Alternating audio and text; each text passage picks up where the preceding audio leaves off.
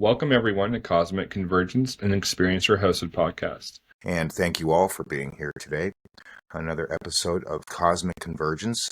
We're going to go ahead and go over some of the more interesting stories that have been happening within the phenomena NHI UAP disclosure movement. This kind of be a cornucopia of things that we're going to be discussing today. But thankfully, to have her premiere episode with us here on Cosmic Convergence, we are joined by UFOGirly, Sarah. And Sarah has been kind enough and generous enough to accept our offer to occasionally be part of the Cosmic Convergence podcast to give her perspective on everything that encompasses this whole topic and to offer that different viewpoint that us three gentlemen may not have been able to provide to you. So welcome, Sarah, to Cosmic Convergence. Great to have you here. Thank you all for having me. Thank you, John, for extending the invitation. I'm really looking forward to being a part of all of this and sharing my knowledge, my insight, and hearing everyone else's as well. So I appreciate this so much. Thank you. No, you're welcome. And just to make note that Sarah does have her own Instagram where she does lives on Instagram. You can look her up, UFOGirly. And yes. She's done some great interviews already with a few guests, at least one guest Yep. that we've already interviewed, Peter Maxwell Slattery, which you can find in our playlist. I'm not sure what episode that is. It's amazing to think, like, I just go, wow, we're still fresh, we're still young in this podcast, and then it's like we look at the number of episodes that we've done, it's like, well, holy cow, we don't do one every day, we don't do one even every week now, but still we've got such a good list of great guests, which UFOGirly Sarah was one of our guests, and so it's really good to collaborate together with you, Sarah, and we really want to thank you so much. Yes, just real quick, the show is called Go Live with UFOGirly, and it's on Instagram Wednesday night, every Wednesday, 7 p.m. CST. So UFO.girly is the Instagram. Go ahead and give me a follow. Thank you very much for the spiel, for letting me put that in there. You're welcome. So, since we're going to go ahead and talk about different subjects on this, eeny, meeny, miny, mo. Chris, could you start with yours, please? Sure. The topic that me and Sarah are covering is the Buga Sphere, and we've covered this before briefly. Me and Daniel had to talk about it, and it's just a very interesting thing because it just came out of seemingly nowhere, where we, for the first time, it seems like we actually got our hands on something that prompts scientific investigation, right? And it's named the Buga Sphere because it was found in Buga, Colombia. They had a passerby who witnessed a sphere, an orb, flying around a little bit larger than the size of a basketball in the air. And he filmed this, and and there's videos all over the place for this. There's even a documentary on this already on Gaia. But he said when he saw it land, it landed because it hit an electrical line, which is what prompted me for like a red flag. I was like, okay, so this UFO technology possibly like hit an electric line and that's what took it down. I'm like, maybe. It just seemed very intentional to me. That's what made me very skeptical about the whole thing. But I was like, okay, let's see what we can get from this. And after it landed, the area of the grass where it landed died. So there's a lot of little weird things adding up to how strange this thing was. And when the gentleman picked it up, he said it weighed about 2 kilos when he found it, so pretty light. He picked it up and took it with him. Couldn't figure out what to do with this thing. And fortunately enough, he happened to be related to someone he had a cousin who basically had a lab where they can analyze things. So he handed it over to him. And after they ran an analysis, they kept running into anomalies because they're like, this is really, really weird. And his cousin started to notice that they would start getting calls from really big companies offering a lot of money for this thing. Then he started getting threats from, military officials that seemingly had the credentials or, to prove that they were who they were, threatening him, even saying things like, oh, that's ours. We were testing something and we want it back. And then it started off nice, but then it started to get very threatening. Thankfully, he said that I'm not selling this. I'm not giving it away, because he knew he had his hands on something. And then they brought that over to like an even bigger lab. And I believe now it's like in Mexico being studied by different scientists, and they're doing all kinds of things. And to add to some of that strangeness, I was just mentioning it weighed 2 kilos. Now the thing weighs almost 10 kilos. So it was increasing in weight. They were doing all kinds of stuff like putting water on it, and the water would just like start to evaporate off of the surface of this object. Some people within the vicinity of this object would get sick or nauseous. Some people claim to have felt like, and again, these are claims because I haven't heard this officially, but they claimed that they would feel like love and connection coming from this object. I do know that they tested having a woman like chant toward the object, like higher frequency tones, and they were able to measure the energetic output of the device, and it was actually responding to that. Apparently, it's been sending signals. It has no seams, which everything we build has seams. A car, a cell phone, you can see seams. You have to get into it somewhere. This thing is solid metal. And not only that, but the type of alloy of metal that it is something by at least public standards we can't make, or industrial standards we don't know how to make. It's a type of aluminum, which is a light material, but aluminum of a hardness we don't know how to reproduce. And internal scans show no signs of batteries, so how is this thing operating? The people who are studying the sphere already automatically believe that this is NHI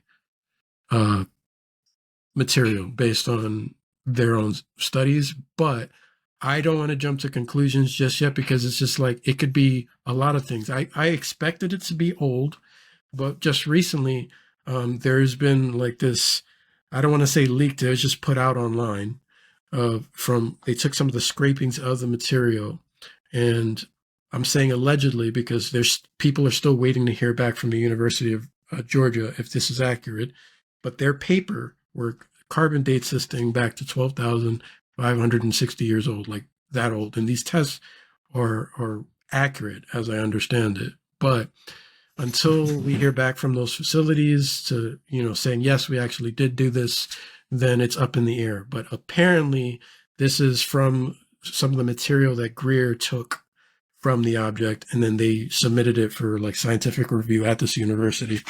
So there's that. But again, no batteries on the inside. It's littered with fiber optics when they did like an analysis on the scans of this object, which we understand a lot about fiber optics now. But what's so weird is that how they got the fiber optics into this device in the first place, because the way we have fiber optics, usually, we have to run a long cable, and then you have a fiber optic stuff inside of there. But these things are like on the microscopic level, because they had to like zoom in with a microscope to see this stuff. And they can tell from what they've scanned that it can actually send data on the atmosphere, like a person, living animals, creatures, things like that. So it's really, really mysterious, and it just keeps getting stranger. And they also plan to make a device, and they also don't believe it's anti-gravity from the documentary that I saw and I passed over to Sarah. They don't think it's anti-gravity. It's more like, and I forgot what this is called, but essentially like there are spiders that seemingly like fly through the air, and they're not actually flying. They're using like the positive and negative charges of like the atmosphere and the air to actually pull themselves with their webs, kind of like as a parachute that can paraglide sort of. So they think it's doing that kind of effect. They don't think it's anti-gravity. However, because it's able to transmit data, sending signals and doing all this thing, you would think that there would be batteries inside of this thing, right? But when they do internal scans, you don't actually see any batteries or anything that resembles batteries at all. The only thing that in there that looks very peculiar is that you see some kind of a cone with a ball at the end reaching towards the center that kind of looks like a Tesla tower, like what Nikola Tesla created, back in Colorado, back in the day, we all know that he tried to give us access to free energy. So it is believed, which is why Dr. Stephen Greer is curious about this device, that this might potentially be a over unity device or a 0 point energy device, free energy device. And if we could tap into that, you know, that's why they want to secure it so badly. And I know that Danny Sheehan, they reached out to him.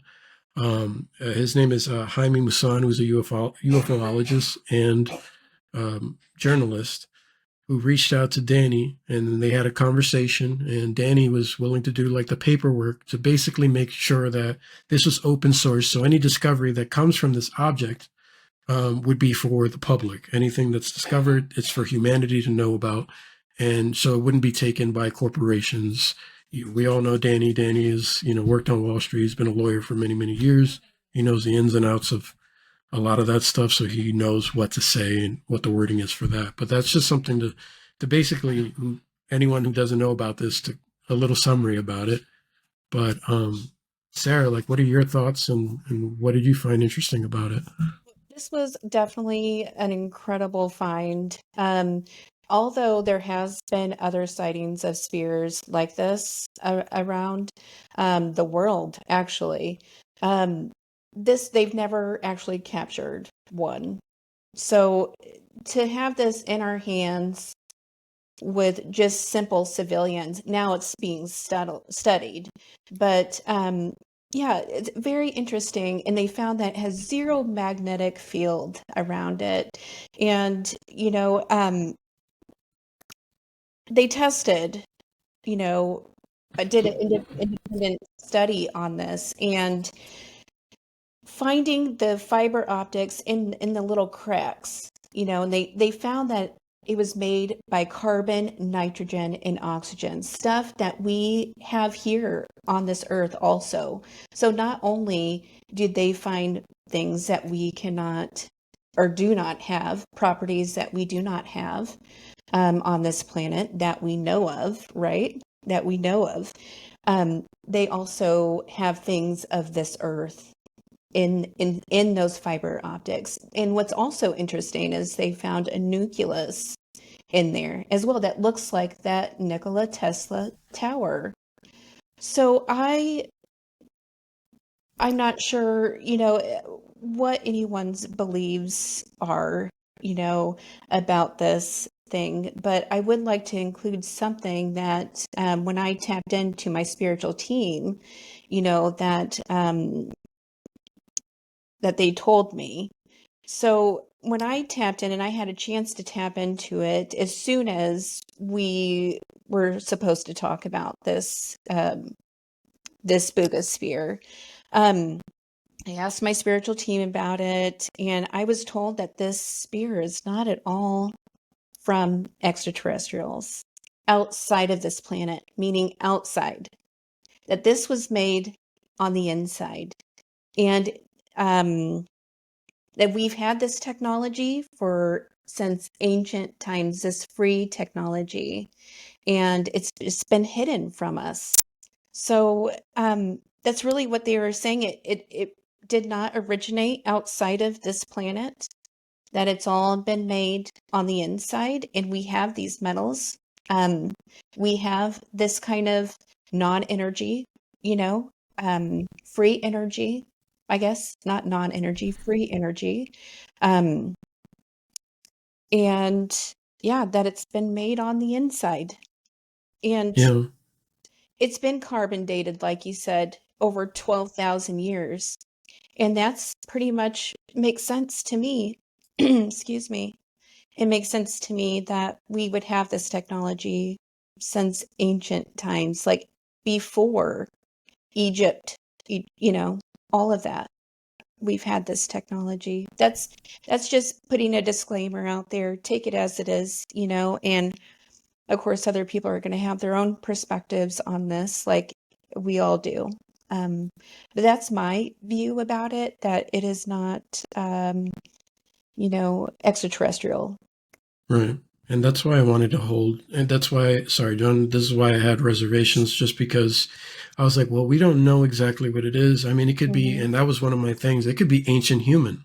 You know what I mean? Like we're Absolutely. starting to now find out things about, it's starting to seem like Atlantis was a real place, and there's Yes. things like that. And if that was the case, what else is there? And there are people who claim to be a part of like the Templar order who talk about this, and they mention from their perspective anyway, that yeah, that they were tasked back in the day to basically go recover some of those technologies that were lost, and they were pretending to be like a part of the church. And I don't know if this is true. I'm Yep. just No, just yeah. for this is what they're saying, that they wanted to hide and hold this technology until humanity was ready to basically hide it from the church, to protect it from being destroyed, things like that.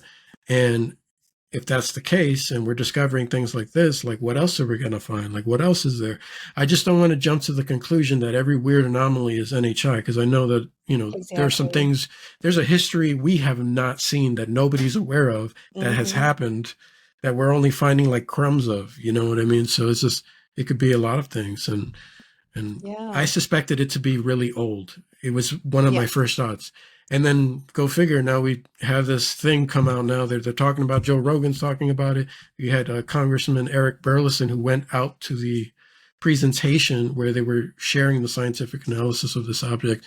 So there's something there. So there's a lot of people, big people, who are very curious about this thing. So yeah. Absolutely. And thank you for bringing that up, about the ancient times being in Atlantis, or because that's kind of what I was alluding to. So Yeah. back then, back then we had those, believe it or not, we had those technologies.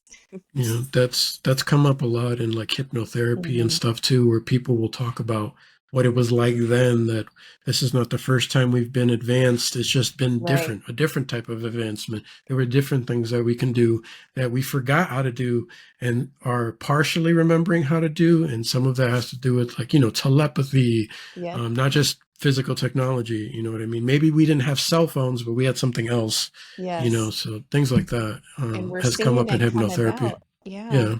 We're seeing It, it all come out. yeah, it also could be very much could be a crypto-terrestrial object as well. That's another notion. And just to add to that particular detail, Hal Puthoff, he recently came out with a interesting article going into the crypto or ultra-terrestrial hypothesis, and it being interconnected with the what we know as interdimensionals or NHI. So I think that is also a possibility. It could be alt humans or something else that are, we're not fully aware of, that live, you know, uh, in the different parts of the Earth. And we can kind of go in those details a little bit later. But John, do you have any thoughts on it? It's interesting. Well, no, I'm trying to make a habit of not saying because people may not. But I in my youth, my early 20s, I really got into gems and minerals, and I started really getting into kind of geology. And one of the interesting things that's brought up with the Buga Sphere is the scrapings and the dating of the material. Not talking about the chemical makeup and all that stuff, the metallurgy that goes into the sphere. But if I were to look into my watch, let's just say, and the quartz that's in my watch, as long as it's not lab created, it might be. If it's not, and I tried to date that quartz, it could easily be 12,500 years old. So I don't really put that much into that, because if someone were to just, I'm not saying this is the case, I'm just trying to put a little bit of a skeptic hat on as far as that statistic goes. That if someone were to craft this thing somehow without any seams or anything like that, and all the insides and stuff, and they're able to use a metal and somehow fuse it with metals that we don't fuse normally, okay? But they're going to take that ore, and that ore just so happens to be 12,500 years old, 1 million years old, doesn't really matter. So whenever the Earth formed it, it's kind of a weak argument because of the date of the carbon scrapings. I mean, the Earth is ancient.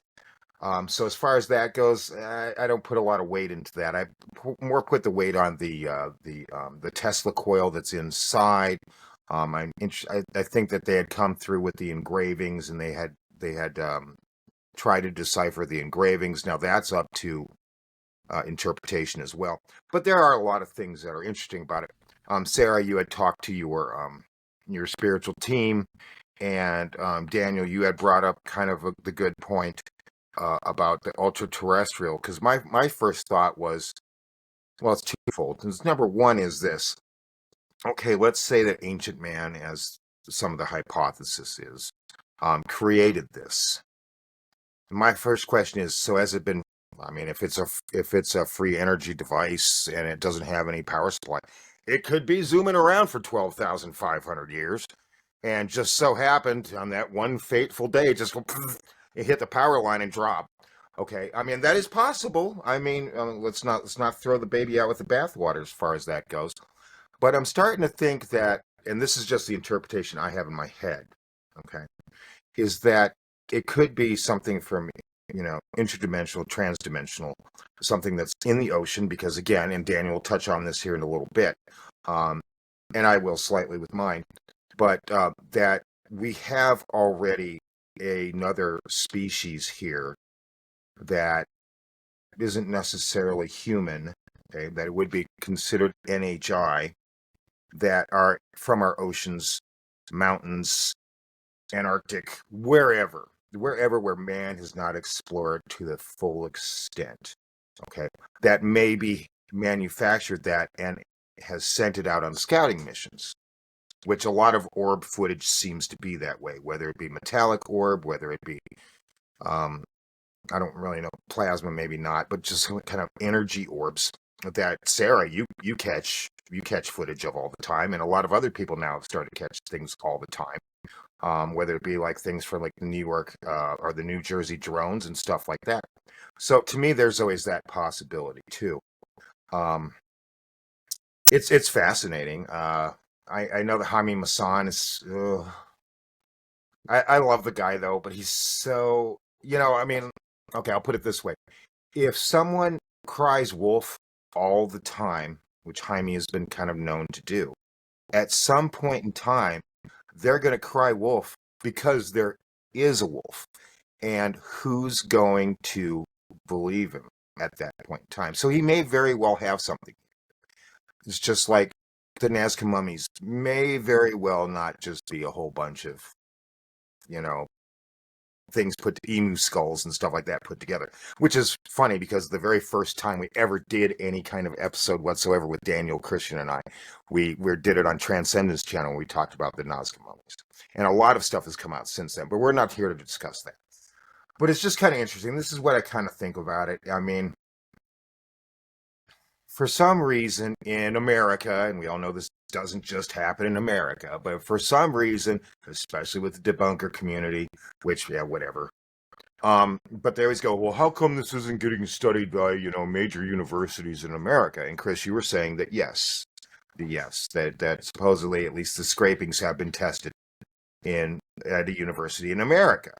But then you said it's also being studied in Mexico, and for racist reasons, I'm not going to get into that, but for some reason, everybody in America, at least, that wants to debunk this stuff says, well, it's not a legitimate university unless it's sent to this university and that university in America, where a university is a university. They're studying this stuff. These people are not just, it's not the times to where it's like you got a boo-boo on your hand and they just decide to cut it off because all you need is a good bleeding. It just comes down to, yes, these scientists, these doctors and stuff, they know what they're doing, okay? Just because they're not in America. So we have to give these people an opportunity to do a correct analysis. And I know that Stephen Greer comes up in this stuff, okay? And I know Stephen Greer is a very polarizing figure, okay? But again, we cannot judge everything that's said about this sphere just because him and Jaime Maussan are involved.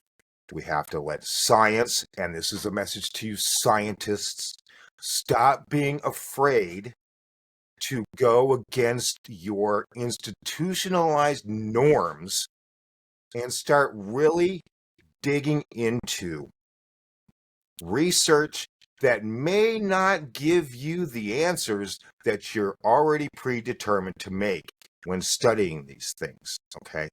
That goes with what I'm going to bring up too, all right? Avi Loeb with Three Eye Atlas. He's one of the very few that has taken the stance of that's not acting like a comet, and it might be. I don't know.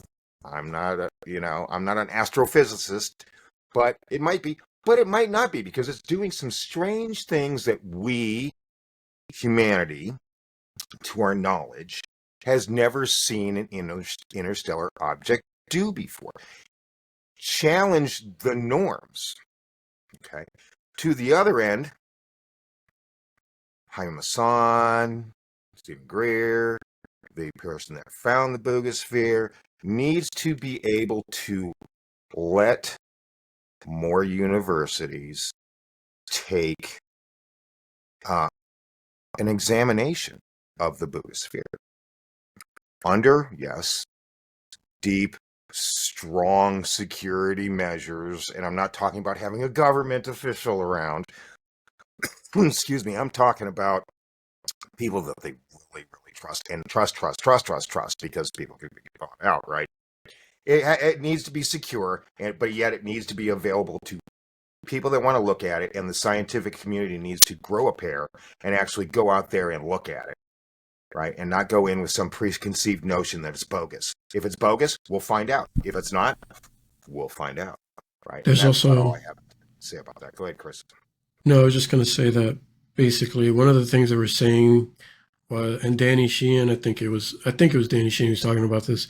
They were talking about trying to transport it to different facilities, and he warned, he's like, if you move this thing, they're going to take it, and if they, you know what I mean? Like that's one of the concerns. So it's like I agree with that too, which is why they're allowing people to take like scraping samples to transport to America or whatever.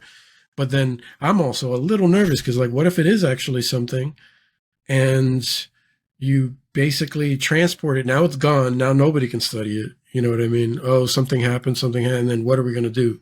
Then it's just kind of like, oh, I guess it might have been actually something important because now it's missing. If they want it, and they've shown, some people say it's circumstantial, but they have shown that if it's advanced technology that's getting put through either a copyright or whatever have you, experiments,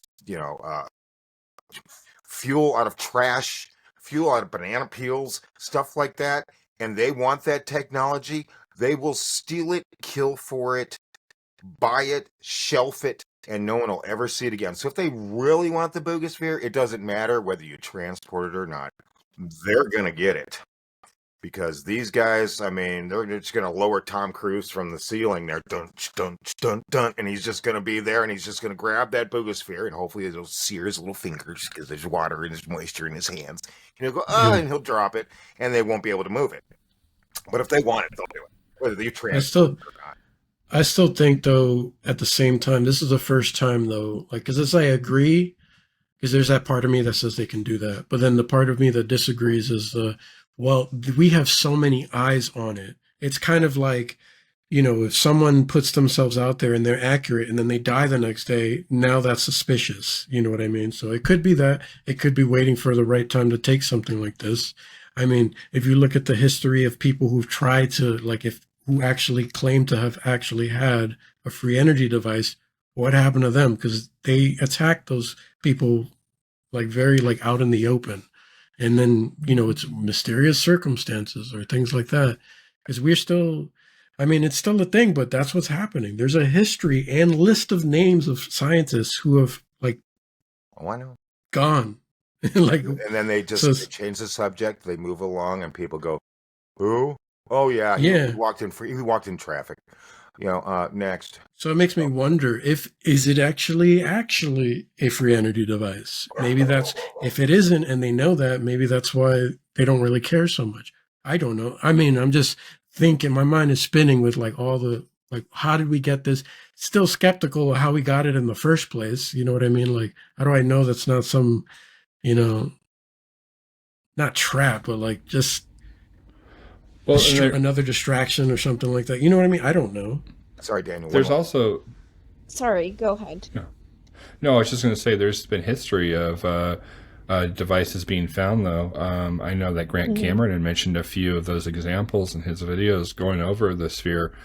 He had said one particular instance. There was a lady who was visited by Alan Hynek because she had had an orb that she had found, and he requested to be alone with it to study it. And then as soon as he had finished up, she said it didn't react to her anymore, and it was completely dead.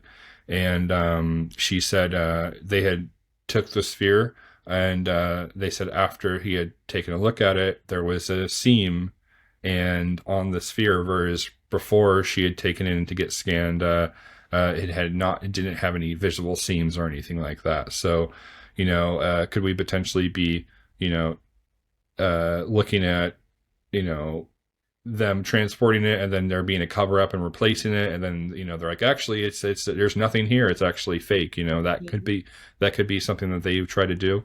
But yeah, there is a history of trying to legitimize these artifacts, so to speak, and weird and strange things happening around it. So could we be potentially looking at a ancient device? Could we be looking at cryptoterrestrial? Could it be potentially a black project that maybe they don't want the people scoping around? Could also be that. So it's hard to tell. Also, Chris touched on it. It could also be a distraction. You really have to look in that kind of area as well. That because there was another sphere right after this one that got videoed. Same exact one. Could this be a distraction like Atlas, So there's an argument as well. One last thing, and thank you for bringing that up, sir. One last thing I'd like to point out that Chris mentioned very early on, talking about the Buga Sphere before we move on to Daniel's segment, is this. Jacques Vallée has talked several times, and I know Grant Cameron has, and others have talked about these aren't really crashes, per se. These are gifts from the others, from them, as Whitley Strieber would say, to see what we do with it, to see, what impact it has on us as far as a civilization.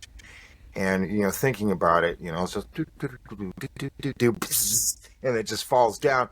Might not be because it just doesn't know what it's doing, or like there was some kind of like magnetic wave that kind of made it kind of distorted and go like willy-nilly into a power line, but it may have just been like, let's see what these humans do with this.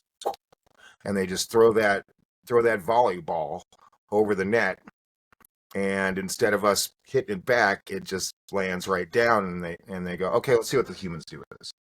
I mean, that's possible too, and we cannot ignore that possibility because it's happening. Well, Grant on his one of his videos, he talked about an instance where they were tracking an orb down a sphere. He said back then they called them monitors. But he said there was an instance where him and his buddy were going around, and they saw one over by a bridge area. So they park the car, they go over, and they're like, Grant's like, he's like, I'm going to get it. He's like, I'm going to jump on it. He's like 10 feet away, and he's like, I'm going to grab it. And then he's like also thinking, what if it fries me? Is this a really good idea? And his buddy's like, hey, look. And so he turns around, looks back at the car, and there's a monitor over, there's a sphere over there above the car, and it starts emitting this like stuff over it. And he's like, my car. And he starts freaking out and starts running. And Grant said he took 3 steps and then realized, oh no. And he turns around at the object that was 10 feet away. It's gone, looks back over, the other one's gone. So they completely tricked them, right? So again, are these actual just old devices moving around just for 10,000 years or whatever? Or are we actually looking at something that, is intentional?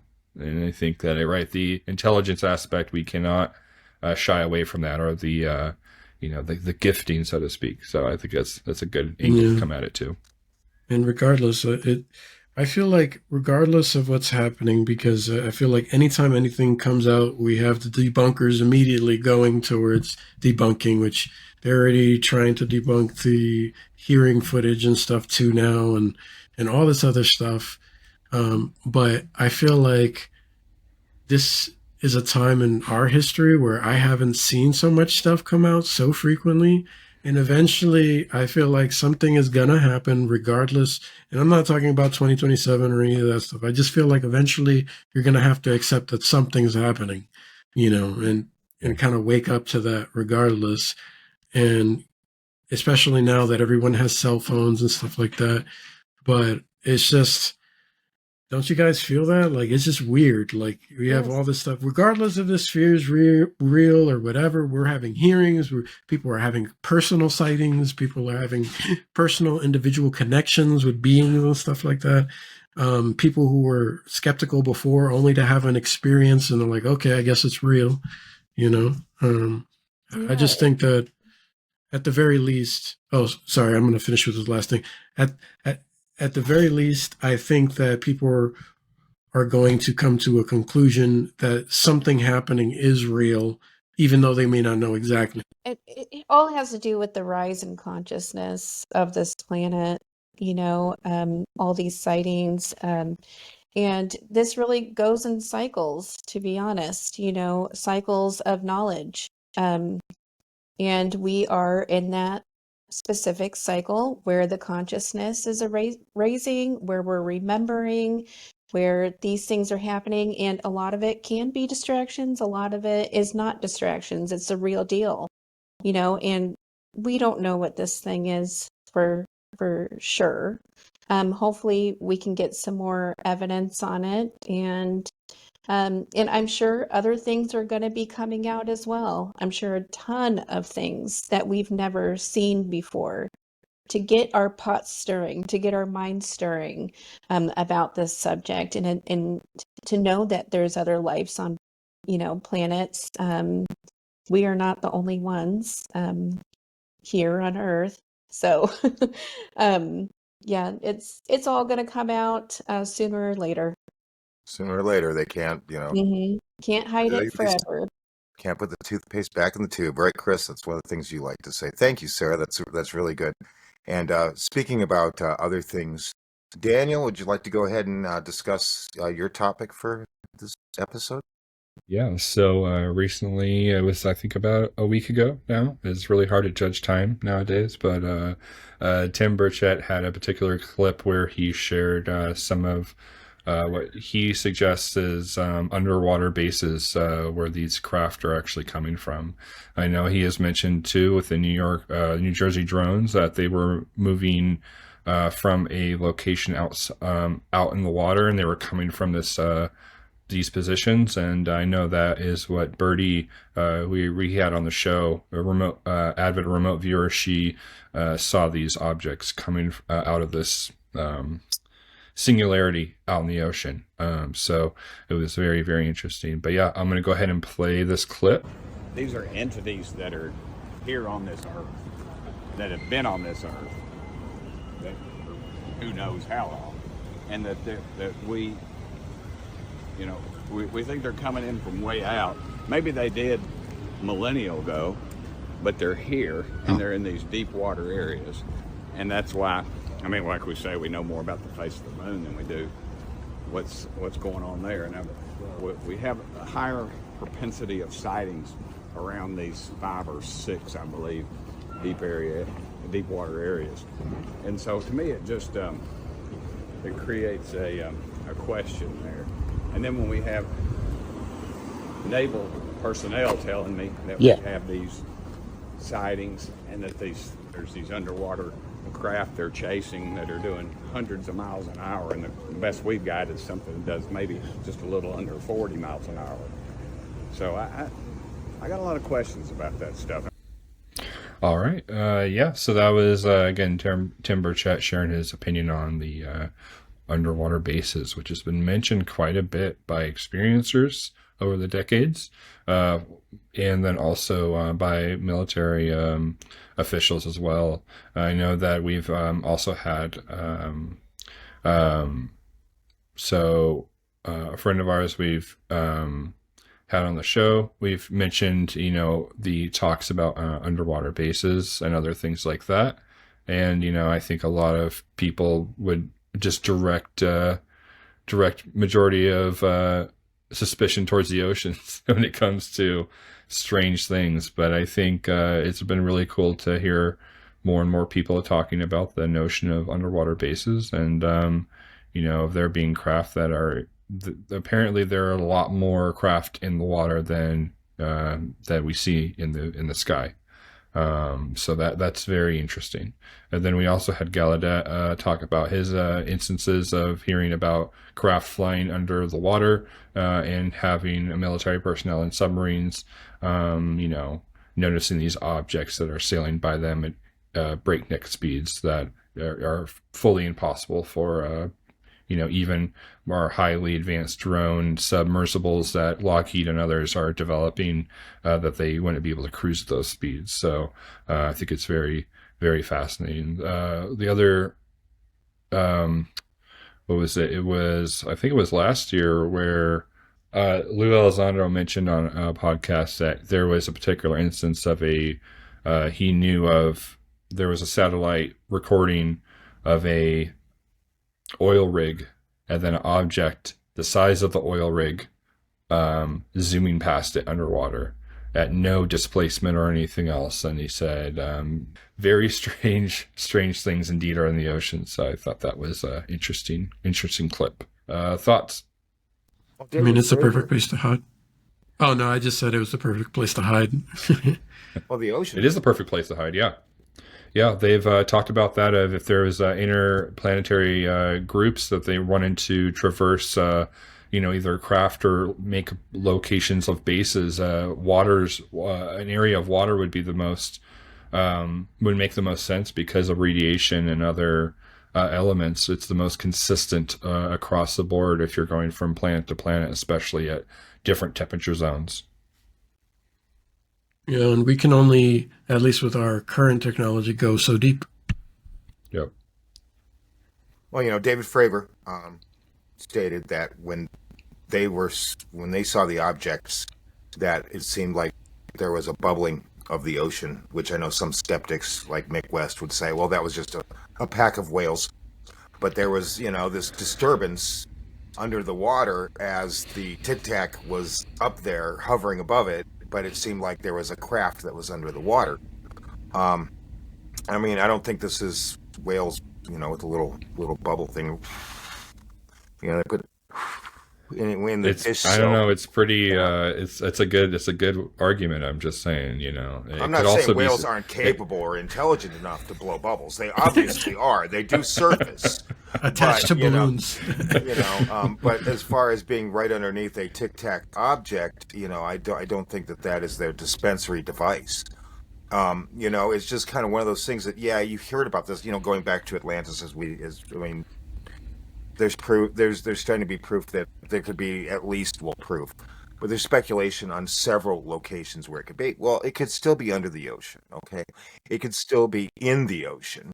And we only go so deep, like it's been stated before by you all. And so, it would make perfect sense. It's like Tim had said, eons ago, they may have been from somewhere else. They may have coexisted with us the entire time, but they may have been from somewhere else. And they've already established, bases or their own little civilization hubs, like off the coast of San Diego or San Francisco and other places around the world, Bermuda Triangle, who knows. And so when you have Birdie, who during the drone event, the New Jersey drones, which, whatever, but I don't think they were drones. The drones, sharks with lasers on their freaking heads. But, it's just kind of one of those things to where, no, getting that static back. No, it's just kind of, there's plenty of eyewitness accounts, and not everybody is delusional and seeing what do you call it, mirages, or are tripping out. And we got to think about these pilots that fly around and these military personnel and heck, even like fishermen and stuff. They take their job seriously, and as far as military, they're definitely not going to be, flying their craft, their fighter jets, or piloting or just maneuvering a ship, a battleship out there doing maneuvers and practices while they're tanking it up or doing LSD. Okay, they're focused. We spend millions upon millions of dollars to train these people. They are in charge of defending our country. They're not going to be delusional. They're not going to have a mass hallucination by some mirage that's far away. There's too many of they, them. there's too many of them. They know what radar, they know what sonar, they know what all of their detection devices, how they work, what they're to detect on a normal, average, everyday basis. They've been trained on this stuff. And for anybody to have the audacity, which we've interviewed somebody that had the audacity to suggest that these people don't know what they're doing, but the skeptic knows better, who wasn't even there, is ludicrous. And we need to start paying attention to them. And thankfully, we are starting to pay attention to them. Okay. Politics aside, we're getting these congressional hearings now over and over and over again, where these people are putting their entire livelihood, putting their entire professional reputation, admirals, generals, people that are in charge of the defense of this country and other things, saying, yep, under oath, I swear to you that everything I'm about to say is true. They're not grifting. Okay? They need to be taken seriously. So when Tim Burchett is having these closed meetings, all right, and he's coming out and saying stuff that some of it's been said in public hearings, but other things kind of, insinuated, like Luna insinuated, interdimensional over and over and over and over again. She's getting that from skiffs. Okay? And so he's hearing stuff in these skiffs and seeing evidence that we have not seen, okay, with radar detection, other kind of detections, pictures, videos, who knows, okay? And he's seeing these things, and this is what he's coming away with. Doesn't mean that he just woke up in the morning and decided to have a fifth of Jack Daniels. What it means is that he saw this, he's seen some kind of proof that leads him and others down this path that we have had. We have this stuff going on Earth and around Earth right now. And we have for a very long time. It's getting to the point, and I'll make this with my presentation when we get to it. Excuse me. It's getting to the point to where the skeptic, okay, we can all be skeptic. I'm going to change that. The debunker, because there is a difference. The debunker that goes in with a preconceived notion that it's skydivers with flares, it's a balloon, it's this, it's that, it's parallax, it's blah, blah, blah, and everything's explained away as being common, are going to be more seen as more crazy and more out of reality. I mean, could be their reality, and that's fine, but out of touch with what's going on than the people that believe, know, and have experience. And that's all I have to say about that. I'm going to give the mic up to somebody else if they want to chime in. Well, all I want to say is there also are reports of, thank you, John, for saying all that, first off. There are there are also several reports of fishermen, being out there and seeing these huge lights underneath in the middle of the ocean. This is in the middle of the ocean where they're seeing these huge lights, iridescent or LED or what stuff we don't have, lights in the middle of the ocean underwater. So we also have to take that into accountability as well, or thoughts as well, that that there's these lights, there's this phenomenon that's surrounded by water, You know, we see a ton of sightings over oceans, water masses, anything like that. So there's some attraction there. And it has been noted for several years. I mean, I remember talking about this when, like 15 years ago, 20 years ago, about ETs being in the ocean. I remember this from way back in the day. So this knowledge is nothing new. It's just being brought about again. It's with the amount of sightings that are happening worldwide, and there are maps out there you can look up online, like how many UFO sightings, and it'll show you all the UFO sightings that are happening around the world. And it's almost comical how many there are because there's so many. Right around the hearing that we just had with Chris Bledsoe and other scientists, I guess he did his thing, and one showed up over the White House again, yet there was like no attention brought to it aside from like News Nation or something like that. We were talking about it, but like these sightings will happen, and then it's just like there are people or even other mainstream media who are like, oh, we're not even going to talk about like this. We're not going to talk about that this happened over the White House. Nothing, none of our plans came to interfere with it or anything like that. It was just silence. Like, let this be a non-event if we do nothing, kind of thing. Like if we do nothing and pretend we didn't, it never happened, Right. but it happened and they have it on film. So it's just like, and it's just funny because it's over the White House, which happened in 1952 with even more.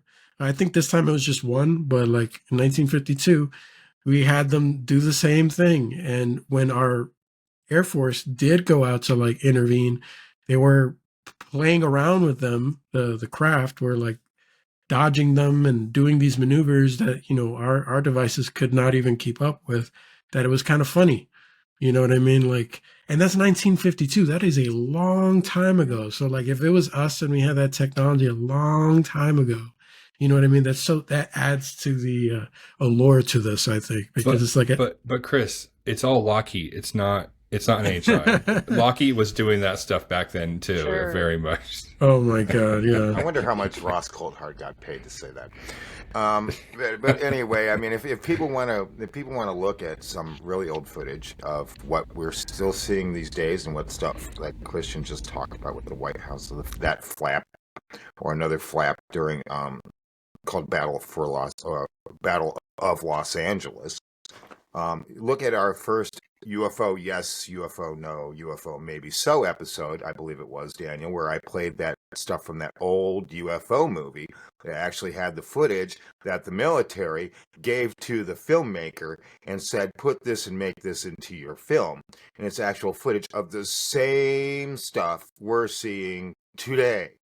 We didn't have drones back in 1950 whatever, even to our knowledge. I mean, we would have, if we look at the technology that the military and the military contractors come up with, okay, we usually, like the stealth bomber and stuff, we usually don't see it till, like, I don't know, 25, 30, 40, maybe sometimes 50 years, okay? From the filming, that footage, if that was military experimental or defense contract experimental craft, we would have seen it way before the New Jersey drone flap and stuff like that. So that's all I got to say about that subject. That there's a very good possibility, a high percentage rate, that they are, at least part of them are coming from the ocean. I think anybody that wants to poo-poo that better start showing some evidence to the contrary. Mm-hmm. That's what makes me laugh. In their court now. It makes me laugh when we talk about the 3i Atlas stuff too, and they're like, "Oh, they're coming. It'll be here in like 7 months and stuff or whatever." And it makes me laugh because it's like we already have them here doing things. You know what I mean? They're here. You know what I mean? They're like, already here.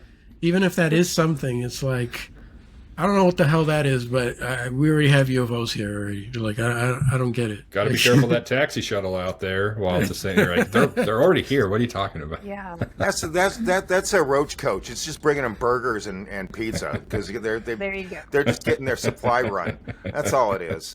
Well, if everybody else doesn't have anything to say about that one, I'll go ahead and move on to mine. Yeah. So we've kind of alluded around it a couple times in this episode so far, And that is the latest congressional hearing. I'm not getting into politics. Don't care about that right now. The whole idea is we had some interesting footage that I know is somewhat controversial on both sides of the argument of what appears to be a UAP of some kind, whether it be an orb or disc. It's still under debate. Actually getting hit by a kinetic weapon, a missile, fired from a Reaper drone, reportedly, while the object was being filmed by another Reaper drone, and the object was hit by a Hellfire missile, which we have used, and I'll show clips here. We have used in counter-terrorist operations before, and it's quite interesting. So what I'm going to do is I'm going to go ahead and start off with the video that they showed in the congressional hearing of this object. Then I'm going to show what the Hellfire missile is capable of in another clip. And then the third clip is going to be a little bonus surprise for all you debunkers out there when it comes to this exact topic. So, the newly released video captured by a U.S. Reaper drone shows a glowing orb off the coast of Yemen. Suddenly, on the left side of your screen, you see a Hellfire missile zip in, strike that unidentified object, then bounce right off it. When we slow the video down, you see the Hellfire missile continue to travel on its path, that trajectory becoming clearer from this zoomed out angle. Not shown is a second Reaper drone that launched the missile. Congressman Eric Burleson shared the video at a House Oversight Committee on what the military calls unidentified aerial phenomena, better known as UFOs. That's a Hellfire missile smacking into that UFO and just bounced right off. And it kept going. It kept going, and it looks like the debris was taken with it. Yeah, what the hell is that? We've never seen a Hellfire missile hit a target and bounce off. Lou Elizondo is a former senior intelligence officer with the Pentagon. When a Hellfire makes a hit, a kinetic strike on something solid, there's usually not much left of whatever it is it's hitting. It's very, very destructive. What seems to happen is that the missile is either redirected or in some case perhaps glances off the object and continues on its way. A recent government report revealed the government received more than 750 new UAP sightings in the 2024 fiscal year, leaving lawmakers digging into the mystery and national security concerns posed by these objects. Does this video scare you guys? Yes or no? Yes. Wiggins? Yes. Yes. Me too. There's a lot of information that's not in that video, like what mission they were on, and as they said, what are we even looking at here? We do know that the U.S. military was conducting airstrikes against Houthi targets at the time. Pentagon officials tell CBS News, no comment. Charlie Daggett, CBS News, Washington. Ayman al-Zawahiri, the leader of al-Qaeda, killed by a precision weapons strike. But what did the US use? I've been examining a highly developed variant of the Hellfire missile. Hellfire started out as an air-to-ground missile and later progressed to being used by drones, including Predator. It usually explodes to destroy a target and has a warhead with many kilos of explosives. The RX-9, though, which could look like this graphical impression, instead uses a kinetic warhead with blades. It uses kinetic force and a series of essentially knife blades. It's reported that they pop out before they hit the intended target and essentially shred the target. What little evidence there is from the scene of the killing of the al-Qaeda leader in the centre of Kabul certainly points to there being no traditional detonation. There's no apparent blast damage.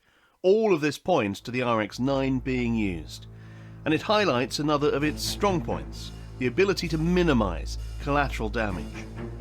RX-9 Hellfire missile really shows a change in warfare over the course of the last 20 years as the follow-on to the strike in New York City and the Pentagon 9/11, where 20 years ago we really didn't have these capabilities or they were embryonic.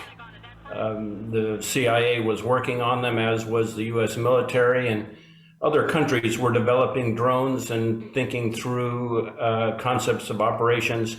But what we now see is an effort to really limit collateral damage of civilians and use essentially kinetic force as opposed to explosive force to eliminate a fighter on the battlefield. I am checking around on several different websites here. We're checking with the Associated Press. We're checking Twitter on several different official. Oh, I believe it just happened there. That was it. Live, raw, and unfiltered. It appears that that China spy balloon has now been shot down over the Atlantic Ocean. You are taking a live look here, live, raw, and unfiltered, as that balloon appears to be heading downward after it has been shot down. I'm just going to get straight to the point. So the debunker community wants us to believe that what happened off the coast of Yemen, that was recorded by a Reaper drone, that was sent, or somehow Burleson got a hold of it, put it in this hearing, is nothing more than a Hellfire missile getting reflected by a balloon. It is a balloon. Okay, I'm going to get to my sarcastic comments here momentarily. Okay, as you well all know, and anybody in the audience that's watched this show, I'm full of it all the time, and it's usually not shit. So here it is. Okay, if I were to take, okay, let's think about it for a minute, whether it doesn't have an explosive head on it. Let's just take the blades. Okay, there is no footage that has actually been shown of what these blades do, these Hellfire missiles do to a civilian. Okay, because it's just too gruesome. It's like Ginsu. Okay, when there's an explosion, as you've seen in the clips that I've shown, that's what it does. Okay, if I were to take a balloon, let's say it's made of mylar, let's say it's made of rubber, and I were to inflate it, okay, and I have it floating in my room, all right, and I take a nail gun, and I go pow, and I shoot that nail gun at that balloon, the nail is not, I repeat, not going to bounce off of it. If I put metal panels on the balloon, it's still probably not going to bounce off it. If I put two heavy metals plates on the balloon, it ain't going to soar. Okay. Regardless, a balloon is not going to be able to just be like, oh, what's that? Boom. No thanks. I don't want that Hellfire deadly missile to destroy me. So, neener, neener. I'm a balloon. Okay, as we saw in the last clip, that was before we had the, we had all of the reports of, like, Alaska having the spy balloon, and that was February, I believe, 2 years ago, which is crazy to me. I remember it was near my birthday, and I was like, oh my gosh, are we finally getting it now? And it wasn't, and I was, like, so disappointed, because, of course, they bury all the information. But going back to this, that's the skeptic's explanation, as it always is, well, unless it's skydivers with flares, Venus, swamp gas, is a balloon. Okay, there's a lot of weather balloons, there's a lot of spy balloons out there, there's a lot of party balloons out there, there's a lot of balloons out there, okay? But they would have you believe that there are so many balloons out there that everything you see is a balloon. There's only one group of people that I don't know personally, but only one group of people that are more fascinated with balloons than clowns and party stores, and that is looners. Looners get on balloons and they hop up and down because it makes them feel randy, okay? These people have more of a dedication to balloons than Bozo the Clown, okay? It's not a balloon. A balloon is not going to be able to reflect that. Now, here's an argument. Well, it's the military. They're testing something outside the Gulf, or right outside of Yemen, which they're bombing the Houthis in Yemen. They're not going to be testing something to where there's a possibility that the enemy gets it. Okay, so that's out of the picture. All right, we have testing facilities for that. All the skeptics, debunkers know about that. Okay, would it be the Houthis? No, they don't have that much. They don't have that much crazy warfare that would bounce off a Hellfire missile. It's just not going to happen. Okay, so then what could it be? You know, we really need to start looking at this stuff seriously instead of doing we got to put things together. And what I mean by that is I don't mean the puzzle pieces that I usually talk about. What I'm talking about is how every time there's an incident, and this is why the New Jersey thing was big, because it wasn't just one incident, it was multitude of incidents happening at the same time. See, the debunker, they want to obfuscate. They want to be like, oh, well, we're just going to take sample by sample and debunk it. Oh, balloon here, flare here. Okay. They don't want you to look at the entire picture. Okay. So this that's shown at the hearing was just one piece of footage, right? They seem to historically not be able to handle more than 3 at a time. Okay. This is the time that we should be bombarding them with videos, footage, witness accounts, because you can't dismiss too many things at one time being just parallax or a bird or a balloon. Okay. But instead, they take these separate little incidents, hoping that the general public, and for some point, it's successful, and say, oh, well, that's just a balloon. And then 6 months to a year go by, and then some other piece of footage comes out. Oh, it's a balloon. Because people's memory, their memory is short, right? That's why we need to bombard with more information. That's why these hearings are important, right? Let's start opening those floodgates more and more and more. These whistleblowers that we have to protect, okay? These witnesses that we have to protect. That way the debunker can't just take, like Mick West, take one little thing at a time and go, oh, obviously it's a balloon. Obviously it's not a balloon. As I've said before, it ain't going to deflect off a Hellfire missile, regardless of what the payload is. And we're not going to be shooting $100,000 plus artillery at a balloon. Sure, we may spend, $10,000 on a nut and bolt, but we're not going to just have these guys just out there in their fighter jets just shooting willy-nilly at things that they wouldn't be practicing shooting outside of a war zone. So, I mean, I could keep going on and on about this. I think it's pretty obvious. Do I know what it is? No, I don't. I know one of the arguments is that the pieces that you see going off of it, once it is bounced off, may be part of the missile. We don't know. Yes, the resolution is that way for a reason, because they don't want us to see finer detail. When they release this stuff, it's not the highest resolution they have. People need to understand that. They downsize it, yeah. They downsize it. Another skeptic debunker argument is, how come they keep filming it through a potato? No. If they can see me mowing my grass from outer space, they can see to what color my shoelaces are. They can see what this object is. But what they release to the public is what you get. And it is downgraded. It is degraded. Okay. There are other congressmen who already came forward and said that we've already seen footage and otherwise that are very, very clear up close of things, but they're not sure why they're not allowed to be released to the public yet. But to them, it proves that, yeah, this stuff is real. It's just they only allow certain footage to be shown. It's weird, just like you were saying. And the other weird thing that they were trying to dissuade the public from getting into these videos is that Eric Burleson didn't mention during the hearing that it was anonymously provided to him, so they don't know where the footage came from. But what helps is that journalist George Knapp had mentioned that they were aware of that specific footage, they just hadn't seen it.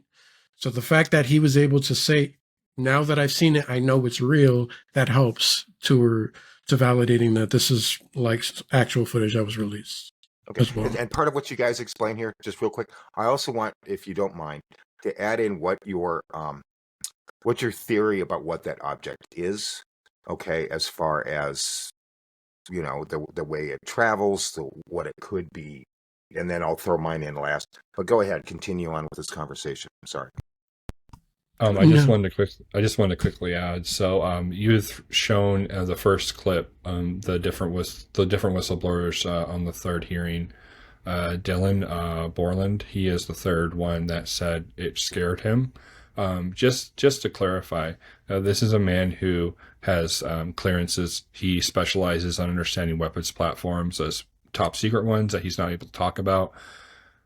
One thing that it's very frustrating on top of the skeptics and debunkers is you don't think this man or other people in these types of groups and circles wouldn't automatically assume this is a balloon or go through all the plethora of what it could be without eventually arriving to the conclusion. I have no idea what this is.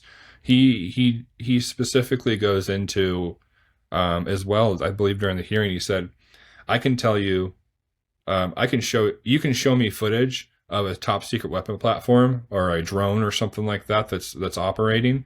I will be able to tell you just by the heat signature of what model it is, and also the things that you're not visibly seeing that I know how the weapon platform operates. That is a tell of the type it is.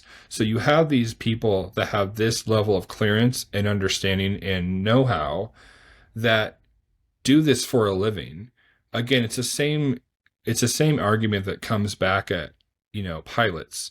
Well, they don't know what they're actually looking at. Oh, I'm sorry. Are you a pilot? Do you understand? Do you see the thousands and thousands of hours of flight time and understony weather conditions or other things like that? No. I've developed video games. It was called Tony Hawk's Pro Skater for the PlayStation 1. I'm Mick West. Since I made that video game, I know exactly what's a UAP and what's not, because UAPs don't exist. Right, exactly. So it's those arguments that just it is it's getting boring. I'll just say it's getting boring, the conversation pieces like that, because you're like, okay, you're not listening to the full all the details. You're not understanding these people's backgrounds. This man coming to this hearing and sharing, like, I think it was 80% of them they're asking. He's like, I can tell you in a skiff. I can tell you in a skiff. I can't tell you specifically here, or I don't want it to run into legal issues. Him saying that it scares him, that is a big deal. And I don't think people really take, they don't really think too hard on it. They just hear a skeptic say, well, it was obviously a balloon, and leave it at that. Versus, these are professionals that this is their job. And yeah, we have to trust the experts in their fields, respectively. I don't work with weapon platforms. I only know so much of maybe what's going on. I work in post-production. I've done camera work. I understand parallax and those things. But when it comes to other elements, I really don't. And I have to rely on people that work with those platforms, right? And so, yeah, again, in good faith of moving the conversation forward about this footage that comes out. So you can be skeptical. That's fine. But you have to be smart about it and really do the due diligence of unpacking what this actually is, and also looking at the experts that are saying, hey, this isn't something that we are aware of, and you can bet money that they've gone through all the lists that you, as a skeptic, quote unquote, online, have maybe thought of it for 5 seconds and then wrote it off as something else. They've gone through everything and more that you are not even aware of, that they're probably talking about in between each other in skiffs or other top secret, ways of like, what is this? We don't know what this is. And so anyway, national defense. It's national defense. That's their job, is national defense. So they're gonna go through the freaking checklist. Yes. Right? And if they don't know what it is, unfortunately, they're going to shoot at it. Unfortunately, if it's UAP, okay, and it's here in peace, whether it's manned or not, they're going to shoot at it. That's the military. That's what they do. Okay, so more than likely it was a kinetic one with the blades, and it wasn't an explosive one because you know what? What does the blade one do? So it has the least amount of destruction to it. It's pinpoint. Mm-hmm. So you want to Yep. knock it out of the sky so they could try to recover it Yep. and reverse engineer that Yep. technology, right? But they're the military. They're not over there going, "Oh, I wonder what it is." Oh, it's just a balloon. Let it go by. Oh, let's hit it with the missile. Oh, yeah, that sounds like fun. I'm bored. No, they go through a checklist, and their commanding officer says, shoot at it, or don't shoot at it. You know, I mean, but again, yeah, you're going to have the online, skeptics or the video game designers or whatever have you that really, truly don't. They know of the weapon system. They know what it's capable of, but they've never manned the damn thing. They don't know how to do any of that stuff. Doesn't matter how many flight hours. Oh, I've got 600 flight hours in a private plane. Well, good for you. Does it have FLIR on it? No, shut up. And so it's just kind of one of those things. Sarah, what do you think? This is just a different approach, but you know how passionate I am about extraterrestrials and everything. This is exactly why they don't show up on the lawn. This is, the White House lawn. This is exactly why. Because military will shoot them down or cause chaos or whatever else. That we're just not ready for that yet. But this, it's so ridiculous. The balloon thing, that's just craziness. It is, and taking that perspective, yeah, this is why we can't have nice things. It's true. That is absolutely true. It gets ruined. And you know what? It's ruined. It's ruined. Chris? Yeah, like I don't know what it is, and it could be NHI. It could also be something that, I don't know, came out of Lockheed or whatever that they were testing and stuff. We have no idea. However, the fact is that this is happening. You have all these other high-ranking officials coming forward to talk about how weird it is. And some of their stories, quite frankly, are not something that sound like we developed it and, and we just been keeping it hush-hush. Like, when Borland was talking about his encounter, he was talking about like a liquid mass that was like, it looked like fluid, like changing and shifting. And that sounds like something you would see in a movie, right? And people have seen things like that. And we've interviewed guests that have seen things that are extraordinary.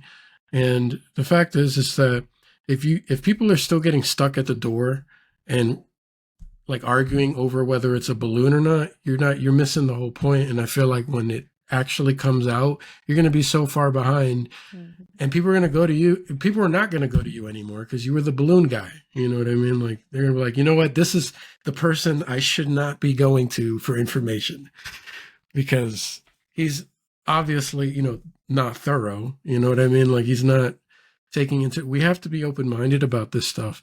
And again, like I was saying earlier, not everything that we see is NHI. You know what I mean? Sometimes it could be, there are people who come out from within the project saying that there are some craft that we have reverse engineered and they're ours, right? However, ours is a very, very, like, I want to be careful when I say ours, because when I say ours, I don't necessarily mean that it has to belong to the United States government. It could belong to a covert group that we have no idea about, which seems to be what Congress is actually looking into, because they keep talking about, littered throughout the hearing, you'd hear Burleson and Paula Luna discuss that, like the bill they tried to pass to get a lot of this information to come forward so that we can start knowing about it publicly. They were unelected officials, people we never elected as the people, blocking them from doing that. What is that? Are we really, a democracy?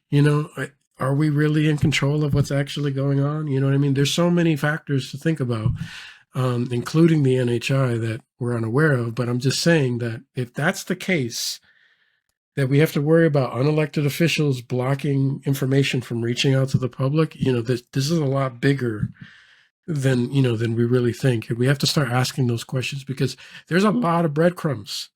There are a lot of breadcrumbs everywhere leading to something.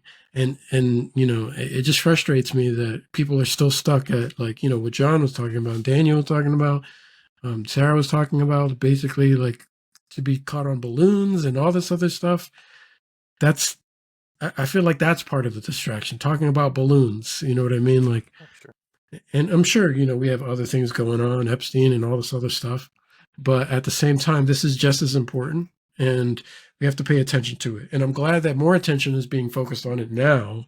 But I'm just saying we have to keep that momentum going, because it can easily be swept under the rug. And there's a thing going on. We have officials looking into it. We have scientists looking into it. We have the Soul Foundation. We have Citizens for Disclosure.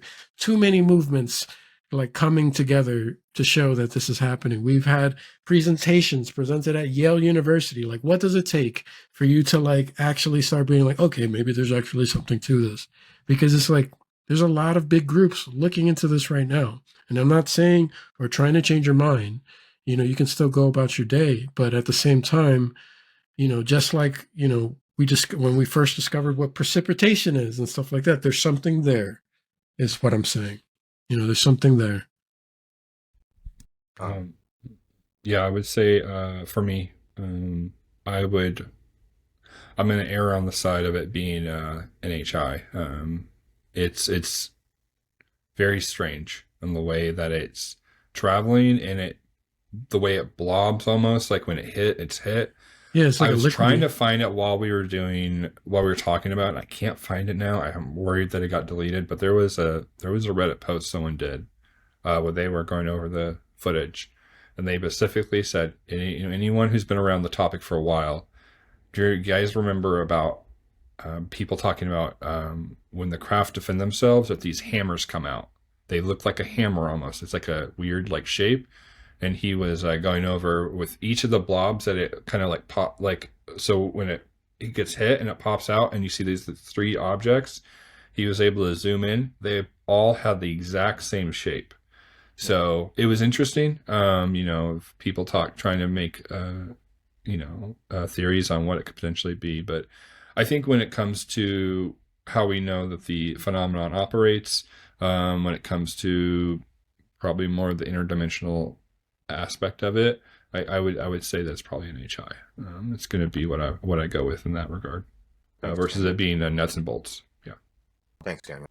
Sarah, just out of curiosity, do you think that it, like the Buga Sphere, like what category, just what feels the most natural for you to say as far as what you get out of that? What do you think? I agree with Daniel, 100%. That is NHI, non-human intelligence, for sure. It did seem to be intelligently controlled. Now, whether that means that there's some kind of consciousness on the craft, or if the craft is consciousness itself, or it's a consciousness that is flying it from a remote distance. It did seem like it was moving in very conscious level, not just some balloon going, it's kind of floating around. Yeah. And when my theory about it is, and this is just my gut instinct, okay, when I watched it, not the first time, but after I watched it a couple times, is again with the resolution, degradation, and all that. I don't believe that this object was one. Now, it is in a way, but it's not. I think it was a cluster of orbs that were so tightly packed together that when the impact was going to hit, because there's some debate on whether it happens exactly as the missile hit. It's like you have to like look at it a nanosecond, which I haven't been able to do. Whether they bounce off due to, or those three pieces come off after the missile hits, or before. I'm kind of leaning towards the after, but they do seem to be about the same shape and mass size, which when I watched that, I was like, this might not be a solid, which I don't believe it was anyway, solid object, but that it was a conglomeration of smaller orbs, which brought me back to Bertie's remote viewing session. And so, because, and then one of the skeptic or debunker thing is that that's just the pieces that were off of it. And that's kind of why I showed the Chinese spy balloon too, because if you see how it's hit, Okay, and they didn't specify whether it was hit by, bullets, by rounds, or whether it was hit by a missile. It could have been by rounds, but still, the example is there of a balloon getting shot down. That there were like little particles and stuff that were kind of glistening. That was part of the like payload and part of the actual parachute part of that. You know what I mean? That got shredded. So it was probably through bullets or artillery. Whereas this one, again, the missile went and then there were the three orbs, and they seem to have been about the same, but it brought me back to Birdie because of what she had sensed with the communication with that single point of consciousness in the ocean. And again, this is off the coast of Yemen, which goes perfectly with what Burchett was saying. It goes perfectly with the Buga Sphere, and I think that all three of these examples that we brought up today for this episode really go well hand in hand with each other. I didn't know really up until a couple days ago. I had already decided what I was going to do, but I didn't really know until a few days ago that ours would merge so well. And I really appreciate all of you being here. Any closing statements from anybody before we wrap this episode up? I just want to add something. We're talking about events happening and all this stuff happening so often. We didn't mention it, but out in Copenhagen, they had to shut down an airport because there were more drones. And it's crazy because they were reporting them as drones flying over the airport in Copenhagen. And it's funny because it's like we have not analyze any of this stuff that was there. We don't have our hands on what it was. We can't, why are we calling them drones when we don't know what they are? You're misleading the public by saying that, so it's just an interesting thing. And that's another place in the world, right? It's not the United States, it's Copenhagen. So we've had things like that happen in our, recently and also in the past, like in Chicago, and they closed down an airport there with a disc-shaped object hovering over the airport, So it's just wanted to add, just pay attention. It's a worldwide phenomenon. It's not just the United States. And we're going to keep covering this stuff, and we're going to talk to more guests. And just thank you, everybody, who stood this long listening and watching. I appreciate that. And, we all have our own perspectives and stuff. It's only when we come together that we're going to start finding some answers instead of being so skeptical and attacking each other. We should just sit down and analyze, put notes together, things like that, which is what I think we're doing here. So, yeah. Sarah? I was just going to say, beautifully said, Chris. I think that just sums it up, honestly. I think you just summed it up. So, thank you for having me on. And thank you for all of your inputs and perspectives. And I truly hope that people do find this information and they can go through this video and it may help them. So, yeah. I want to thank everybody for watching this episode. It's like the second one I've done since I've been back from my illnesses and stuff. I just want to say thank you again to everybody. Every single one of you is important.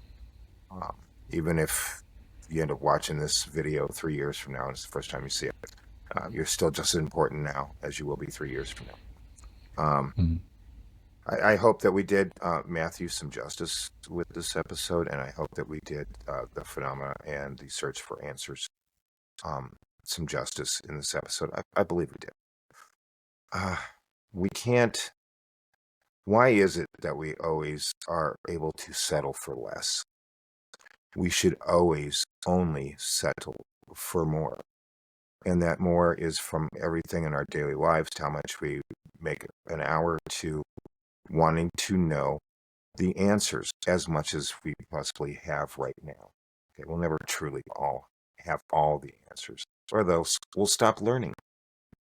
But we need to start not asking, demanding more, because we are living beings like every plant and animal on this planet. We have a right to live here.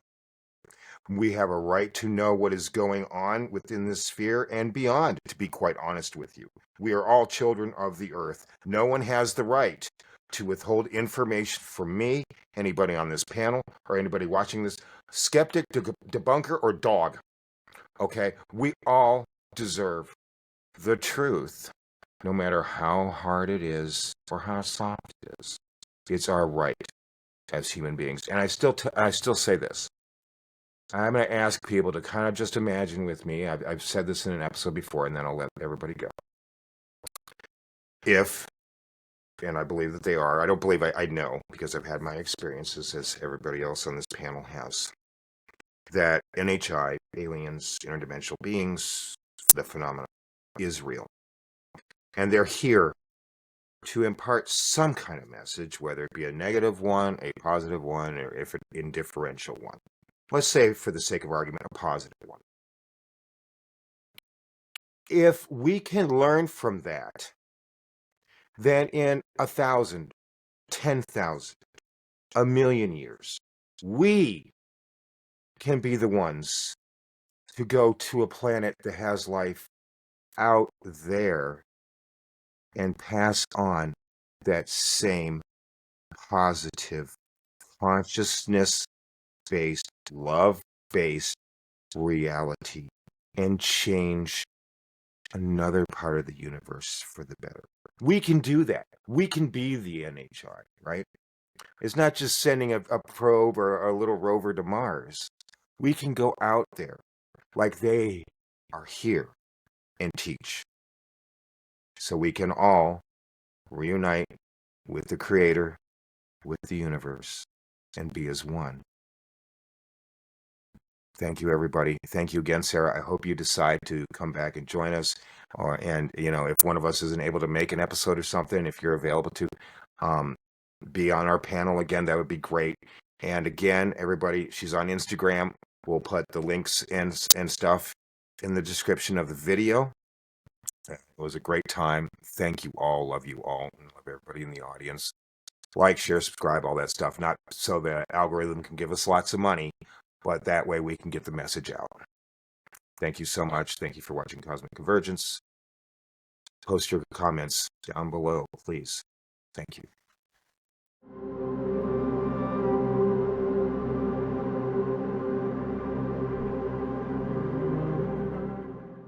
Bad monkey.